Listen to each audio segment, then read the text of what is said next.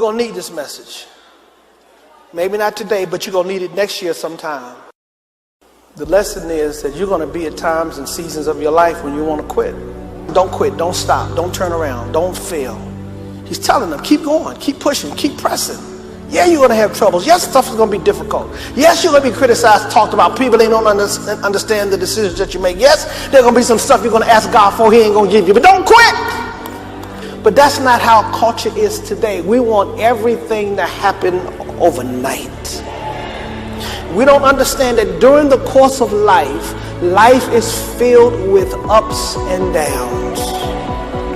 We live in a culture where people are not willing to view life and comprehend life, that it's a journey. We don't live with an understanding that there are going to be ups and downs, that there are going to be some good days and bad days. We think every day ought to be a sunny day. But let me tell you something, during the course of life, there are going to be some sunshiny days, but there are also going to be some stormy days. I wish I could tell you that my wife and I, we've been married for 34 years. I wish I could tell you that we've been married for 34 years and it's just been wonderful all those 34 years, but that would be far from the truth.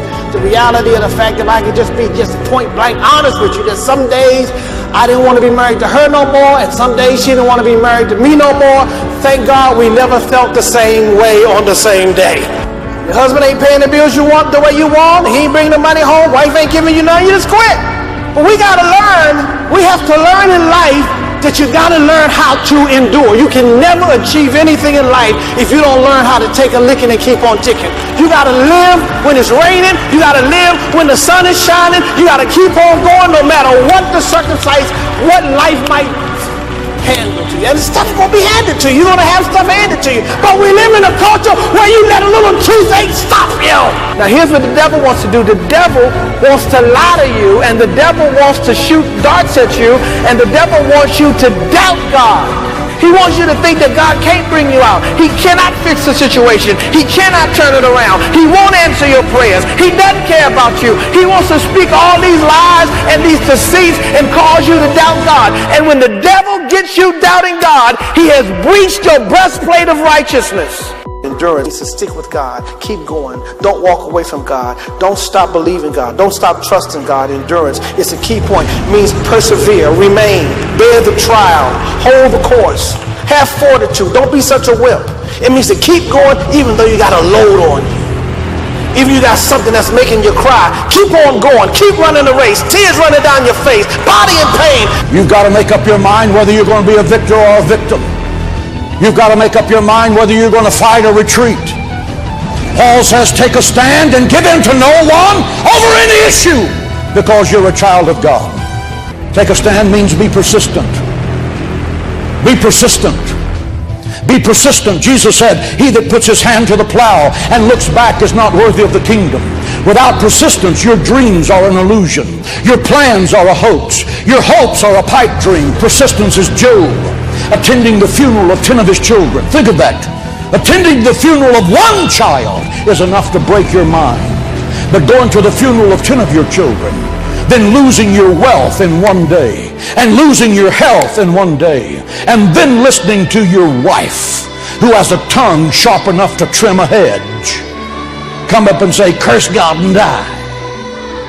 Job said, though God slay me, I will come forth as pure gold. I will not quit. I will not bend. I will not bow. I will not burn. I will persist. I am able to endure this because God is with me. We're hard pressed on every side, but we're not crushed. We're perplexed, but we're not in despair. We've been persecuted, but we've not been forgotten. We've been struck down, but we're not knocked out.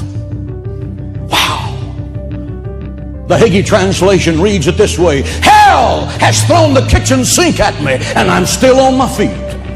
I'm fighting the good fight. I'm still enduring. I'm still standing. I will not bend, bow, or burn. Through Christ, you're looking at the winner.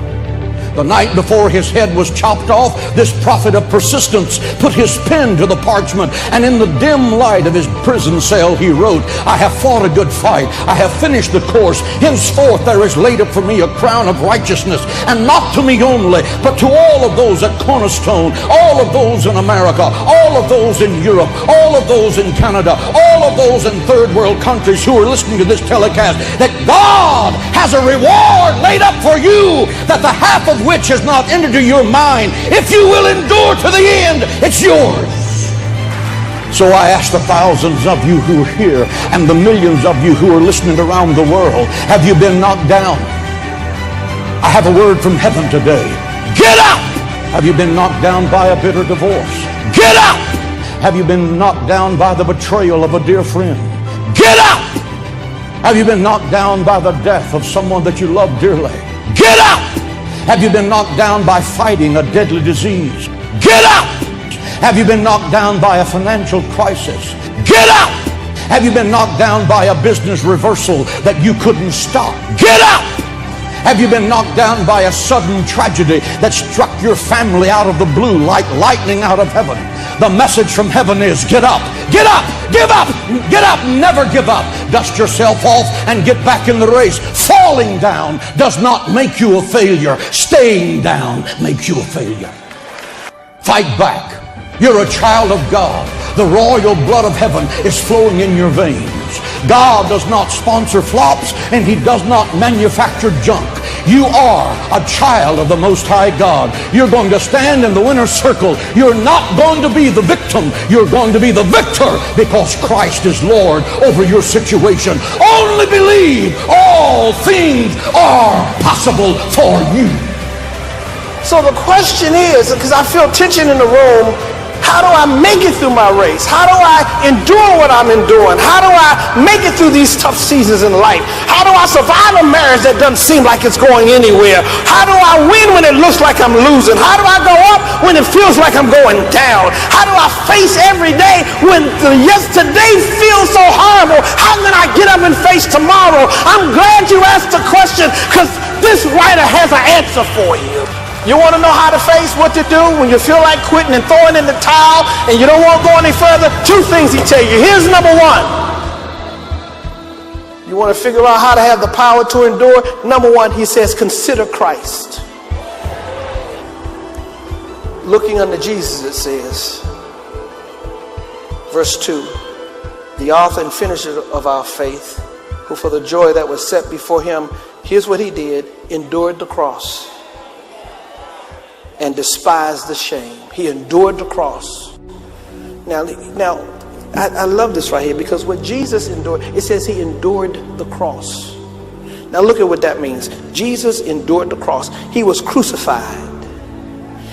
A crucifixion was the most cruel, vindictive, torturous death that a person could experience in Jesus' day. It was a punishment reserved for the most wicked of criminals. But yet they treated him like a wicked criminal.